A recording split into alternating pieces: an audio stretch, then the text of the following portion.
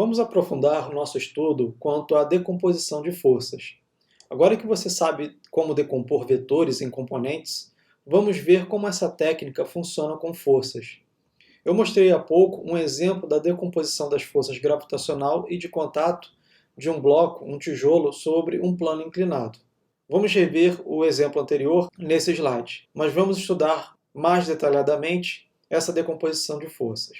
Considere um bloco em repouso sobre um plano horizontal. Sobre esse bloco atuam duas forças: a força gravitacional, que a Terra exerce no bloco, e uma força normal, que a superfície exerce no bloco. Observe que a força normal se ajusta à força-peso. Ao alterar a massa do bloco, observe que a força normal vai se ajustando à força-peso. A massa inicial aqui vale 5 kg. Se eu diminuir a massa, o peso diminui. Logo, a força normal também diminui, porque a força normal é uma componente de uma força de contato, que está comprimindo o piso, e o piso reage empurrando o bloco na vertical.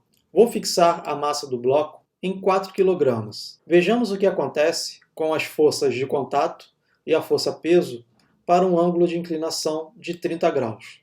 Observe que a força-peso continua orientada verticalmente para baixo e que essa força-peso possui duas componentes. Uma componente tangencial, paralela ao plano inclinado, cujo valor é mg seno θ, e uma componente perpendicular ao plano inclinado, cuja componente vale mg cosseno θ. Nessa ilustração é mostrado somente a componente da força de contato perpendicular ao plano inclinado. Não é mostrada nessa imagem a força tangencial ao plano inclinado, e muito menos a força de contato que mantém o bloco em repouso. Uma vez que há o repouso, o meu diagrama de forças está aqui à direita. Há uma força de contato que o piso exerce no bloco, que é contrabalanceada por uma força gravitacional que a Terra exerce no bloco. A resultante dessas forças sobre o bloco é igual a zero.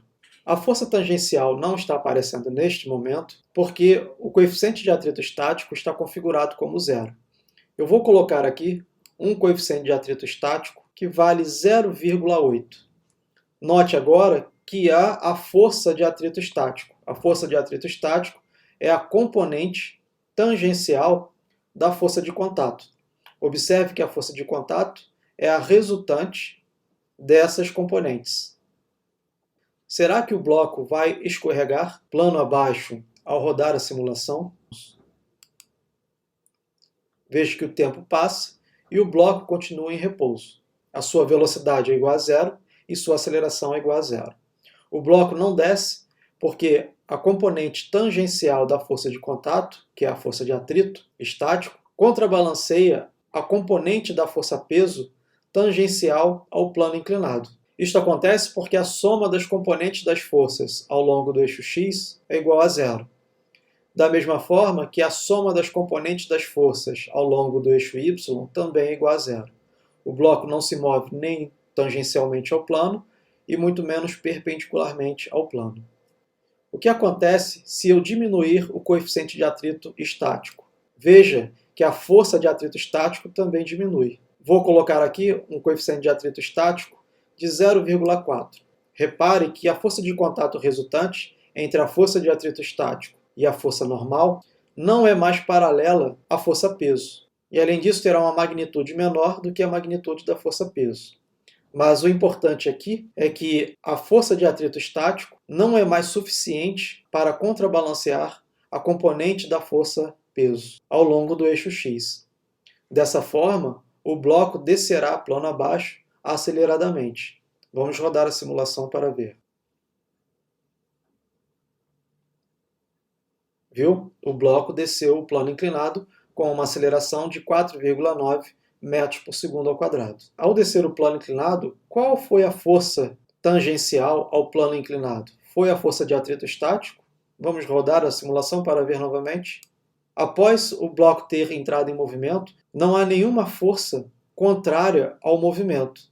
Não há nenhuma força contrária à componente da força-peso. O bloco desce aceleradamente sob efeito de uma força resultante ao longo do eixo x. E essa força resultante é mg seno θ, que será igual à massa do bloco vezes a sua aceleração. Podemos ver isso no diagrama de corpo livre à direita. Existe a componente da força normal, que o piso exerce no bloco, e existe a força resultante, exercida sobre o bloco, que está na direção do movimento.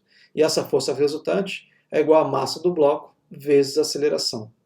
Ao igualar a força resultante à componente da força peso, que é igual a mg seno θ, vamos encontrar que a aceleração do bloco é simplesmente A igual a g seno θ. Como o seno de θ vale 30 graus, seno de 30 graus vale meio. A aceleração da gravidade vale 9,8. 9,8 dividido por 2 é igual a 4,9 metros por segundo ao quadrado. Esta é a aceleração do bloco descendo o plano inclinado. Vamos retomar a nossa simulação e vamos estabelecer um coeficiente de atrito cinético de valor 0,2. Está aqui o coeficiente de atrito cinético. Enquanto há repouso, a força de atrito estático é percebida na simulação e tem sentido contrário à componente da força-peso. Mas agora há um coeficiente de atrito cinético, que se deve ao movimento relativo da superfície do bloco e da superfície do plano inclinado. Vamos ver essa componente da força de atrito cinético. Veja que agora temos uma força de atrito cinético. E essa força de atrito cinético é menor do que a força de atrito estático, pois o coeficiente de atrito cinético é 0,2 e o coeficiente de atrito estático é 0,4. Note que a aceleração vale 3,2 metros por segundo ao quadrado. E é constante. Nesse momento, existem duas componentes ao longo do eixo x. Existe a componente da força-peso e existe a força de atrito cinético. Devido à existência dessa força de atrito cinético, a aceleração do bloco será menor. A força resultante ainda é igual à massa do bloco vezes a aceleração.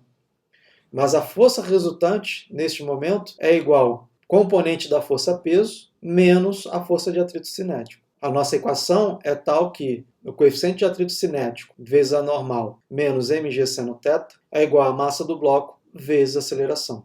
Posso reescrever essa equação escrevendo que menos o coeficiente de atrito cinético vezes mg cosseno θ mais mg seno θ é igual à massa do bloco vezes a aceleração.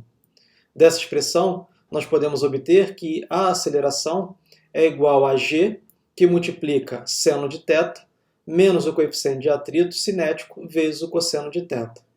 A aceleração da gravidade vale 9,8. O ângulo vale 30 graus, o coeficiente de atrito cinético vale 0,2. Substituindo esses valores na equação, nós vamos obter que a aceleração vale 3,2 metros por segundo ao quadrado.